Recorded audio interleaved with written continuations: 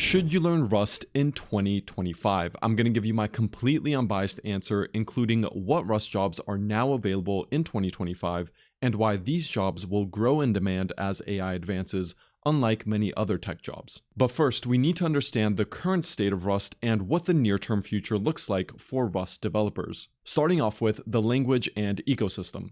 In 2024, Rust received some exciting language updates that nerdy Rustaceans like us absolutely love, including new capabilities for constants like inline const expressions, which let you define and use constants directly within expressions without needing separate declarations. Plus, we got the ability to reference static variables, use mutable references, and use raw pointers and interior mutability inside a const context. Lazy initialization structs like lazy cell and lazy lock were also added to the standard library. These structs allow you to create lazily initialized static values, so you no longer have to depend on libraries like lazy static or onceCell for this functionality. And the error trait that provides a unified interface for representing errors is now in the Rust core library. This means it can be used in embedded codebases that don't rely on the standard library, because these systems often run without an operating system or have very limited resources. But the most exciting update is actually just around the corner. That's right, I'm talking about the 2024 Rust edition, which will include changes like reserving the gen keyword so that generators can be added in the future. Generators provide a way to create iterators using imperative syntax, or in other words, describing a sequence of actions. And the big benefit is that they simplify the creation of complex iterators. For example, you could take this piece of code which uses combinators and is pretty hard to reason about, and turn it into this code using imperative syntax that's much easier to reason about.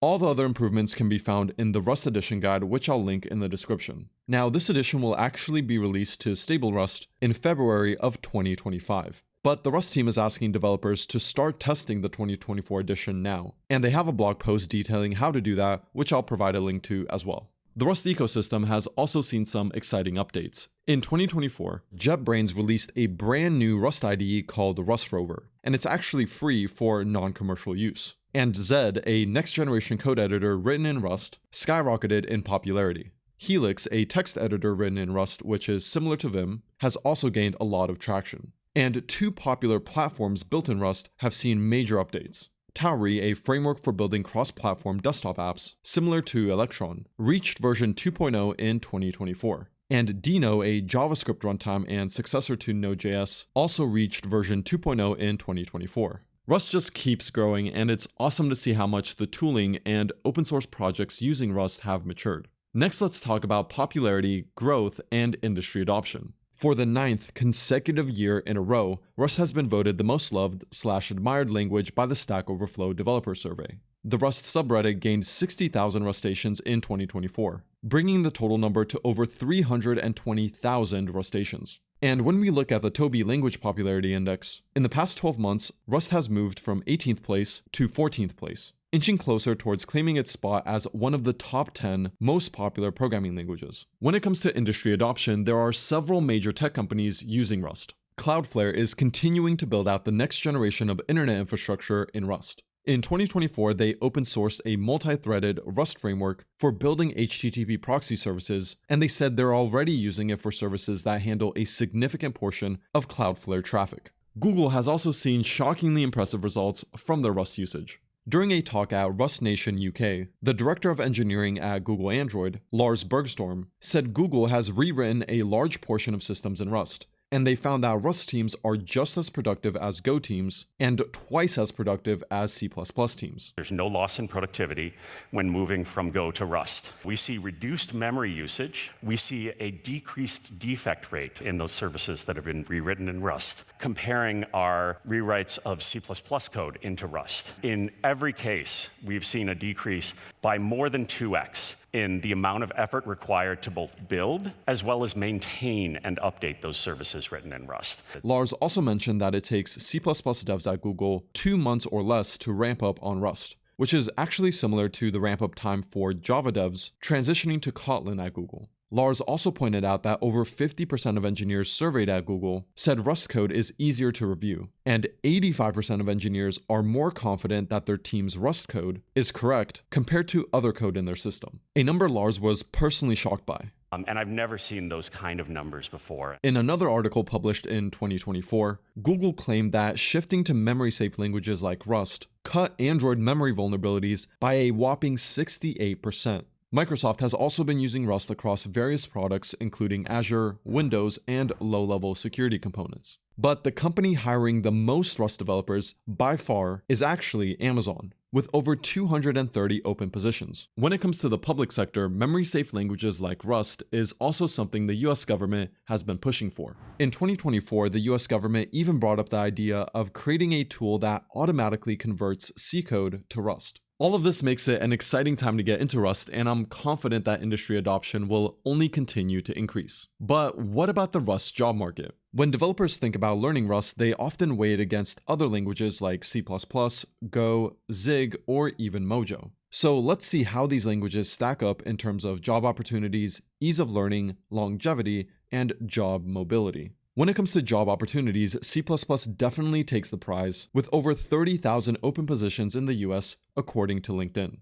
Go has a pretty high demand with about 1,500 open positions in the US. Rust jobs are rapidly growing, and surprisingly, when I checked LinkedIn, there were just as many Rust job positions as Go positions. Now, keep in mind that many job positions mention multiple languages, so this is a rough metric, but I'm still very impressed with the job growth we're seeing. In fact, I came across an article that analyzed 20 million tech job openings, and surprisingly, it found that Rust was the only language that grew in demand out of 8 chosen languages and frameworks. Python, Java, React, Kotlin, and Node all decreased in job demand. When it comes to Mojo and Zig, the opportunities are very scarce, with LinkedIn showing 2 opportunities for Mojo and literally no opportunities available for Zig. Next, let's talk about ease of learning. Now, it's well known that Rust and C++ both have a relatively steep learning curve, while Go and Mojo are relatively easy to learn because they're higher level languages. Zig sits somewhere in between. It's easier than Rust and C++, but certainly not as easy as Go or Mojo. Now, when it comes to longevity, you can expect that C++ will be around for a long time. And given Google's backing of Go, I'm confident it will be around for a long time as well. Rust was built to be a language for the next 40 years. And with the continued adoption we're seeing, I'm very confident it's here to stay.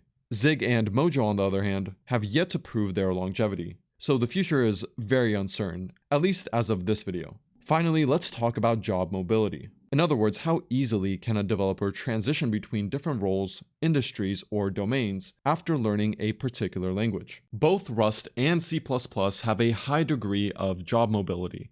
Rust skills transfer well to modern use cases that prioritize safety, concurrency, and performance, like blockchain, backend infrastructure, and embedded systems. And C++ remains dominant in legacy systems, game development, financial systems, and high-performance computing, where performance and ecosystem maturity are critical. Go and Zig have moderate job mobility. Experience in Go transfers well to general backend, cloud, and DevOps roles, while experience in Zig is mostly applicable to embedded systems or performance-constrained programming. And Mojo has low mobility, given that it focuses exclusively on AI and ML. So if you're looking for something that has solid career potential, we can safely rule out Zig and Mojo. When it comes to choosing between Rust, C++, and Go, here's my take. Learn Go if you want to specialize in cloud-native development, distributed systems, or DevOps roles, where Go's simplicity and strong ecosystems shine. Learn C++ if you want to work on legacy systems, game engines, or performance-critical applications, where its maturity and widespread use remain invaluable. And learn Rust if you want to future-proof your career and work on systems programming, embedded development, high-performance applications, backend infrastructure, security-critical systems, or in the blockchain space, where Rust safety, performance, and modern tooling are highly valued. Now, let's talk about the elephant in the room, AI, and how Rust can potentially play a role here. First of all, coding is being automated. Tools like GitHub Copilot are already handling boilerplate code, debugging, and generating tests and common functionality. The barrier to entry for coding jobs is lowering for sure. But this also gives us the opportunity to focus on high-impact work and solving unique problems. That's why I think software development will shift towards high-level design and architecture, performance and resource optimization, solving unique problems, reviewing generated code, and project and stakeholder management. things AI struggles with right now. I also personally think that specialization is going to become even more important as AI continues to automate these more general programming tasks. Specializing in things like performance critical systems, security or safety critical applications, or more innovative industries like blockchain, robotics, or AI research will be key. Luckily, Rust is being used in a lot of these fields. But at the end of the day, nobody really knows exactly what the future holds. And when we're in a situation where we have to make a decision without complete information or a crystal ball, the rational thing to do is put ourselves in the best position possible to prevent getting obsoleted out of the job market. And I think learning Rust and specializing in high growth or innovative industries is a great way to do that. But let me know what you guys think. Should you learn Rust in 2025? Leave a comment down below. And if you want to future-proof your career by becoming a Rust developer, I got some great news. I just created a brand new free Rust training, which you can get at letsgetrusty.com/training. In this training, we'll cover topics like the 5 deadly mistakes preventing you from getting your first Rust job, the fastest way to gain Rust competency based on my experience working with thousands of students, and how to use this simple 3-step hack to get your dream Rust job in an industry of your choosing. So make sure to click the link below in the pinned comment to get your free Rust training today. Hope you've enjoyed this video and remember to stay rusty.